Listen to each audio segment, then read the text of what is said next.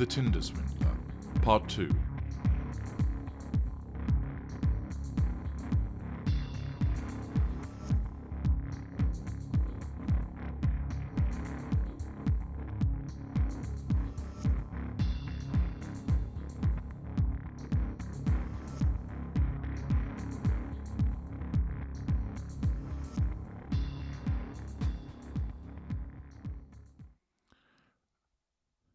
Simon Leviev, the Tinder Swindler, then finds himself, of course, back on Tinder, utilising it as his primary hunting ground.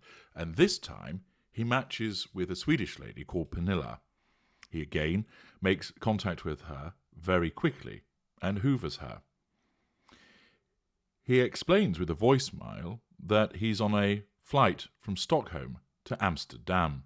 Note again, the issuing of the flat effect. He then purchases a flight ticket for her, bribery. He takes her to a restaurant when she arrives and notes that the entire staff meet him. And she explains in her recollection of the meeting that at the restaurant in Amsterdam, the food kept on coming. Again, showmanship, bribery, triangulation with object. While she is there in Amsterdam with Simon, they go to a diamond museum, and he exhibits his knowledge about the diamond industry and mines. We know, of course, that he isn't a diamond dealer, but the fact that he has some knowledge about this demonstrates a degree of depth to the lies that he tells, and demonstrates that he's not approaching this in a haphazard fashion as other individuals might do so. Of course, by being able to talk with a degree of authority about the subject, it also creates plausibility, meaning that the lie that he has advanced about being involved in the diamond industry takes on greater weight with Pinilla. After spending the day with Pinilla, no doubt, laying on flattery and some charm and being polite, all part of that facade, he makes a move on her. But his intimate attempt to assert control over her isn't reciprocated by her. He then says, "Okay, maybe we should stay friends," and she agrees. Note that this shows a moderately high control of ignited fury as a consequence of the rejection that he experiences. Because he's engaging in the seduction of her, certain narcissists, if rejected in that way, wouldn't be able, even at that early juncture, to keep a control of their ignited fury and would lash out in some way, perhaps saying, "What's up with you?" Or, "Well, I haven't got time for you, you frigid cow," and marching off. Those, of course, would be found in a certain category at the base element of the narcissists. Others might turn around and say, "Oh, what's the matter? Have I offended you, or don't you like me?" But instead he deals with it relatively coolly by pointing out, "Yep, that's okay, let's stay friends." Part of this, of course, denotes that there isn't a necessary approach to immediately having to use sex and intimacy to seduce her. This suggests that he has other strings to his bow, and that, of course, the narcissism that's evident is able to utilise those as an alternative way to seek the prime aims of fuel control, character traits, and residual benefits. Following the visit, she sends a message to him, and she writes, "This is so strange. I really miss you a lot." She then comes back on his radar, and in the circumstances is an indicator that she is coming under control. Similar to the situation with Cecilia, he responds by rewarding her, writing, "I miss you too." Then he immediately calls her. He engages in a stage of texting her, calling her, sending pictures and voicemails, all of this being hoovering and triangulating her. He sends a voicemail about saying, "Work hard, play hard," again in the flat effect by which he speaks. He engages in flattery. When she sends a picture of herself in a dress, he says, "Amazing, amazing, beautiful dress." Pinilla recalls that he actually flies over to have a coffee with Pinilla because she was having a really bad day. Grandiosity, false compassion, demonstrates that there is what looks to be like cognitive empathy at work. Accordingly, at this juncture, although there is no physical intimacy between Simon and Pinilla, she's demonstrating that she's coming under his control as a consequence of his sustained flattery of her and the repeated hoovering that is engaged in. The story then returns to Cecilia, and he has continued to hoover her with flattering messages and bribery, looking to monopolise her time through the airwaves. He then suggests that she moves in with him. We don't know for certain exactly where that sits with the timeline of their relationship, but it is evident that it occurs at a rather early juncture. She hasn't met any of his friends or family, nor has he met any of hers. She hasn't, as far as we know from the information provided in the film, other than undertaking a little bit of explanatory investigative work on Google, knows much about him. She's never been to his place of work. She hasn't seen him repeatedly to understand what he's like in certain situations. She hasn't got feedback from friends and family about the way that he goes on. She hasn't seen him in a variety of scenarios. And yet, so early on, he suggests that they live together. This, of course, is future faking, the use of a future device to assert control in the now. He sends video messages, "I love you, I miss you," again with a customary flat effect. She is then sent hunting for properties, which signals that she's very much under his control. And she talks about the fact that she is engaging in doing so with sometimes him on FaceTime, so that he is not only receiving the messages from her, demonstrating that she's under control, but he's engaging with her and having a telephonic assertion of control. At this juncture, he shifts the approach, and he then hoovers her by sending messages and photos and a video of Peter the bodyguard, bloodied and in an ambulance. These are sent during the middle of the night. This, of course, turns out to be a lie. It's a pity play. It's triangulation and exhibits an absence of boundary recognition contacting her about such a matter in the middle of the night. A voicemail is left by Simon explaining that his enemies are tracking his credit cards and asks if he can use her credit cards for a couple of weeks. This exhibits a sense of entitlement, a lack of accountability. It is a lie. This is asset appropriation, and is partially a pity play because he's talking about the fact that his enemies are after him. Cecilia falls for this hoover, where he shifts to increasing the residual benefit, and she obtains for him an Amex card. He then starts spending on it, and exhibiting his sense of entitlement and the need for this residual benefit. Simon then contacts her and explains that he wants her to come to Amsterdam and for her to bring cash. Cecilia obeys, again demonstrating that she's well under control at this juncture. And she goes to Amsterdam with the cash, and whilst there, in the middle of the night, a call comes in from Peter saying that there has been a security breach. This is the use of a lieutenant. With regard to Peter, it's not known whether he is in on the scam to the extent that Simon has told him, "Look, you're to play the role of my bodyguard, I'm going to draw these people in, we're going to use some footage that happened previously, and you just keep stum and you'll be paid," or whether he was actually hired as a bodyguard and is paid as such and realises that his employer has this lavish lifestyle but doesn't question anything about it other than the fact that he is involved to protect Simon Leviev. He certainly, though, has a role as a lieutenant, looking out for the interests, engaging and getting drunk, as we'll see later, with Simon in Stockholm. He also is seen on video footage where Simon is contacting one of the victims, blowing a kiss, as instructed by Simon.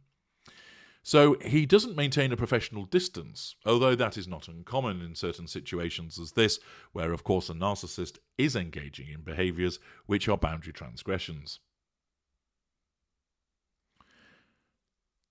As a consequence of this apparent security breach, and that the enemy, such as they are, know where he is, he's told that the plane is ready, and that they have to turn off the lights. He then says that he has to go, and he disappears. He places Cecilia back on the shelf, exhibiting a sense of entitlement, a lack of emotional empathy by leaving her so promptly, and he then flies off to Stockholm to promptly go and meet Pinilla. He arrives in Stockholm and provides video footage of him partying with Peter and what Pinilla refers to as champagne girls, paying with cash, which of course is the cash that has been brought across by Cecilia. The bodyguard is drunk. This is triangulation and asset appropriation. It shows a sense of entitlement. However, what is interesting is that Pinilla declines the invitation to join them. It demonstrates that Simon is actively engaging with other people. It's likely that the women that he was lavishing champagne upon through financial largesse, which is an assertion of control, were not necessarily being cultivated to fund, but rather were just there as to make him look good, to make him look popular. It might be that he started to reel one of them in with a view to utilising them further down the line. We aren't given any further information about that, but it's certainly the case that he would draw those tertiary sources to him as part of attendance in the club for the purposes of the facade and the assertion of control. He would also potentially be looking to move at least one of them further up in the fuel matrix for the potential of them being utilised in a similar way to that of Pinilla and Cecilia. The next day, Pinilla contacts Simon to ascertain whether he'd like to meet up for a coffee and to see if he's hungover, only to find that he's already in Spain. He shelves Pinilla. He then commences his repeated hoovering of Cecilia for more money. He's saying that the cards aren't working, and he's pressing her to increase the limit, and then engages in faking her being employed by him, and provides a fake payslip saying that she's paid $94,263 for the purposes of ensuring that the limit is moved on the Amex card. This is the commission of fraud, is dishonesty, exhibits a sense of entitlement, and a lack of accountability. All the messages again are delivered with a customary flat effect. He then explains that he's going to make a payment and provides evidence of a Credit Suisse payment of $250,000 to not only reimburse Cecilia, but to reward her. Again, this is a benign assertion of control, although, as we know, the money never makes itself known. He messages her, explaining that everything is under control. At this juncture, Simon then goes to Mykonos, and he has a new intimate partner with him, which appears to be a model called Pinilla. And he goes there to actively meet Pinilla, who's already staying there on a holiday.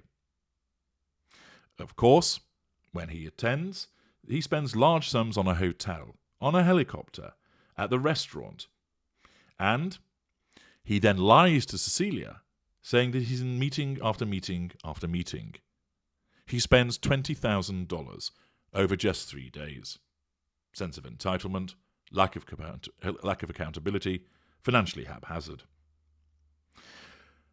He continues spending this money whilst continuing to hoover Cecilia for yet more money, which he is then spending on Pinilla and the new girlfriend. He then goes off to Rome with Pinilla and the new girlfriend, exhibiting grandiosity and flamboyance. It is worth pointing out at this juncture that we've seen numerous photographs and video footage of Simon, and two things stand out. He has dead eyes. There's no emotion in them, and a flat effect, both of which are notable indicators. Besides that, of course, we see the lavish lifestyle to which he is dedicated. And we see that his interests remain that of fancy restaurants, clubs, expensive hotels, wearing expensive clothing, basically living the high life. On arrival in Rome, there are voice calls minute after minute after minute to Cecilia, whereby he hoovers her through the incessant assertion of control. This shows no boundary recognition. This also demonstrates a sense of entitlement to behave in that way. Voicemails are being sent through where he's saying, the things we are going through together, they are for life. Flattery. He continues to hoover Cecilia, saying, I know you've done a lot for me. For us, this will be all right. I know you want to see me. I want that. He's throwing her comfort crumbs because he's living it up with the non-intimate secondary source, Pinilla, the new intimate partner secondary source of a shelf variety, Polonia, while he continues to interact with the shelved intimate partner secondary source, Cecilia, who is now relegated to the role of funding the trip that he's enjoying in Rome and in Mykonos. He needs to keep her sweet without wanting to dedicate too much effort and energy to her, and therefore he wants the money to keep flowing, and therefore he flatters her, talks about how appreciative he is. At this point, his control over Cecilia is at risk of being lost because she presents as annoyed and tired, and therefore he instinctively recognizes that she is perhaps slipping from his control because she is no longer as interested as she once is, and is expressing concerns by being annoyed and tired. And therefore, in order to head that off with a preventative hoover, he issues an invitation for her to go to Amsterdam, and he will give her a check.